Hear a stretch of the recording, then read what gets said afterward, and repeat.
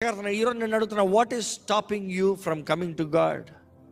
దేవుణ్ణి ఆరాధిస్తానికి ఏంటది నిన్ను ఆపేది? ఏంటది నిన్ను ఆపేది దేవుని దగ్గర చేరకుండా? ఏంటది నిన్ను ఆపేది నీ నోరు తెరిచి యేసయ్యా అని పిలవనవకనా? ఏంటది నిన్ను ఆపేది నీ విశ్వాసాన్ని దాడి చేసేది దేవుని దగ్గర నుండి రాకుండా? ఒకటి జ్ఞాపకం చేసుకో, ఎన్ని దయ్యాలను నిన్ను పట్టి పీడించచ్చో, ఎన్ని దయ్యాలను నిన్ను పట్టి ఆపచ్చేమో, కానీ ఏ దయ్యము నీ ప్రార్థన నీవు దేవుని దగ్గర రాకుండా ఆపలేదు. నీ జీవితంలో ముందుకు వెళ్ళనొకనా ఎన్నన్నా చేయొచ్చేమో, కానీ దేవుని దగ్గర మాత్రం రాకుండా ఏ దయ్యం ఆపలేదు. తెలుసా నీకు?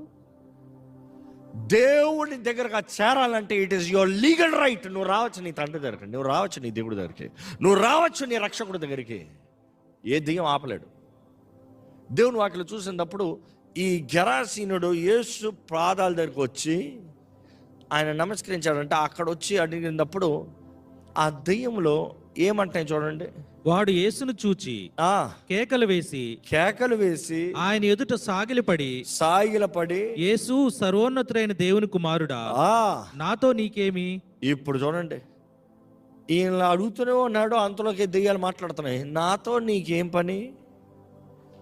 సర్వోన్నతుడైన దేవుని కుమారుడా, నాతో నీకేం పని?